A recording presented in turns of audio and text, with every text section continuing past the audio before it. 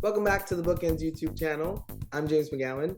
Hi, I'm Jessica Faust. We are literary agents at BookEnds who have taken our popular blog to YouTube to discuss all things publishing.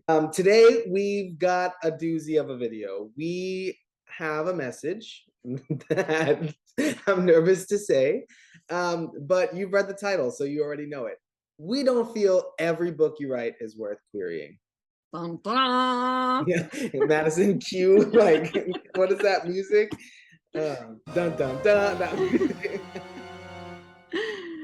Yeah, they're not. No, They're not. I do want to start by saying I think every book has a purpose. Every book you write does have a purpose. Every book we write, we grow, we learn something about our writing, about the process of writing a book. Hopefully, along the way, we're learning about the process of publishing and where things fit in the market. But the truth of it is, not everything we do, just like any other industry, any other creation, is going to be gold, right? Like it's not always going to be something that is sellable or your best work, even. And I think that is actually part of the process. Yeah, I think there tends to be this misconception that once you start writing, all of the books have to be valuable enough to send out, or you have to send out. But, the truth is, and sort of the other side of this, is there are plenty of published authors who've had to toss books. Plenty. And not just before they were published. But how many times have you and I worked with an author who's published, who sent us something, whether it was a proposal or an idea or a partial or even a full manuscript, where we had to say, I can't do anything with this. This won't sell. This isn't working. And they fully tossed it aside. But like common conventional wisdom is always telling you get better with each book. But I think that's a load of crap. I don't think you do. I think sometimes you write a book that's like, that was me at my worst, and now I know not to do that again. Like, I don't think every book you write gets better and better. Sometimes you try a new thing and it just doesn't work. But I think every book does I think teach you something. that's interesting. I never thought about it that way. I could try to argue that, but I don't know that I can come up I've with a written a good lot of argument. bad books. I mean, I think you do get better with every book because you also get better at knowing that this book isn't Right, better and better accepting that just because I wrote this doesn't mean I should do anything with it. right. I think Um, you get better, but every book you write doesn't necessarily get better. and if it's not, it should. So if it's not better than the last book you wrote, then that is definitely not a book you should query Yeah, or that's a not a good book point. you should publish or any of those things. Yeah. And I think there's a lot of like shame in starting a book and not finishing it. But sometimes you start that book and you don't finish it for a reason. You're like, oh, this wasn't working, or I'm not even excited about it anymore. That I think does show growth on your side too, because we're excited about the things that we think are going to lead us to publication, at least from my point of view. And if it doesn't, something in you is saying it's not the right next book. Well, on a much smaller level, but from my own personal perspective, I've been doing the blog for years and years, and there are so many times I sit down and I'm like, oh, I've got this great title for a blog post. This is a good idea. And I just trash it. You have Yeah. never seen those blog posts Even because us. they are not good. Yeah, we've done it with our videos even. We've started and like, you know what? Like put this one back on the shelf. We'll come back to it in a couple months. But I think that's just the natural creative process. If we published every or posted every video we've ever filmed or every blog you've ever written, we wouldn't have the, not to pat ourselves on the back, but we wouldn't have like the reputation for the type of videos that we put out because they're not all great. No, no. And I think the other thing as part of the writing process sometimes is just figuring out if that's a book. Yeah. Now, I want to discuss a little because in different genres, this can be different things. For nonfiction, a lot of times all you have to do is create a proposal to decide if you have a book. A picture book is understandably a lot shorter than in adult full-length fiction. Um, and I guess from my perspective, I want to talk about the adult full-length fiction.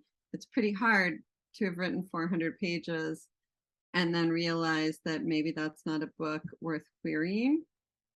But I would argue you probably knew well before you had finished those 400 pages that maybe this book wasn't working and it was time to quit.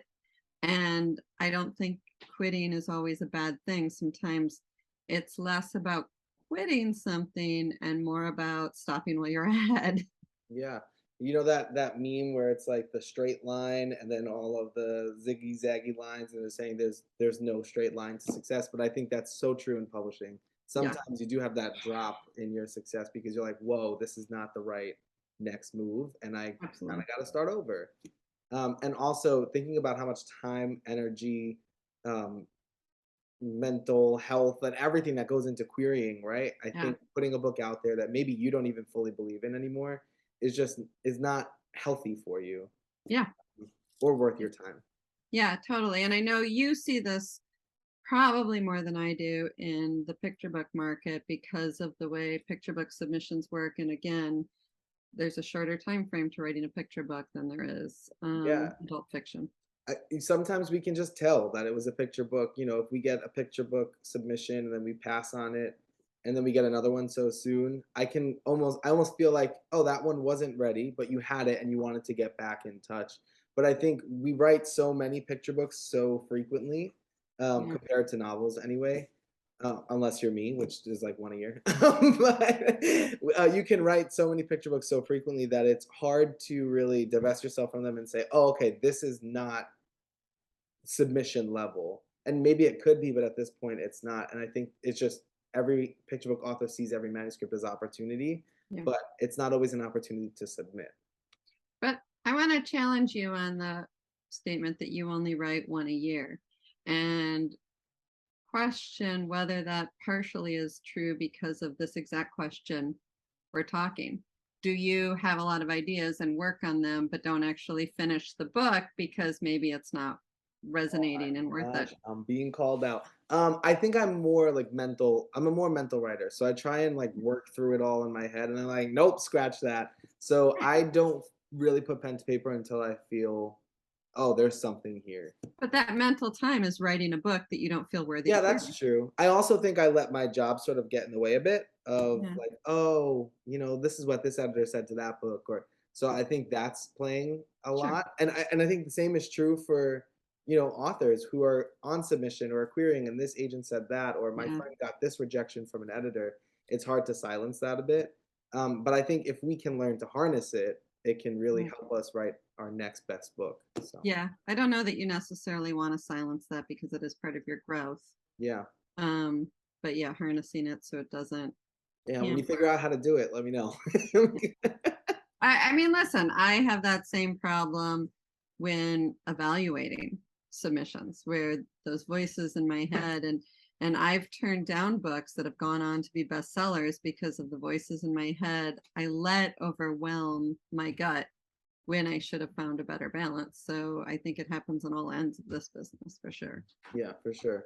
But Well, that something really got we always say on the channel is that it's a business decision. It's a business, but I think every single book is a business decision. yeah. So it's really important when you finish the creative process to like take that. We always say take that hat off and put on your business hat and evaluate whether it is the smartest business decision for you next. Yeah, and I want to add that this also works. There's this belief sometimes, this encouragement to just keep querying and just keep querying. But if you are finished, or not even finished yet with your next book and starting to realize, like, well, first book, maybe I shouldn't have queried, or I can see why people are rejecting now. It's okay to stop. Yeah. It's not quitting, it's stopping and saying, maybe that is no longer a book that's worth querying. Yeah, I think it's one of the bravest things you can do, but also one of the smartest things because then you can throw yourself fully into the next step process.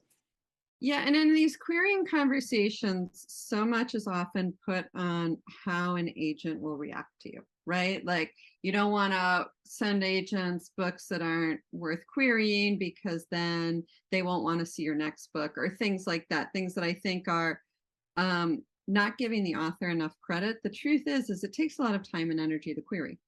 So if you have a book that you don't feel in your gut, and you know it in your gut, Yeah. you don't feel that book is worth querying or is no longer worth querying, give yourself the credit to take that time back and put it into your next book, and take that energy back and put it in the next book. It's not just about the agent's perception of you and your work, but it's also what makes you feel the strongest and is the most valuable use of your time, because we all have limited time.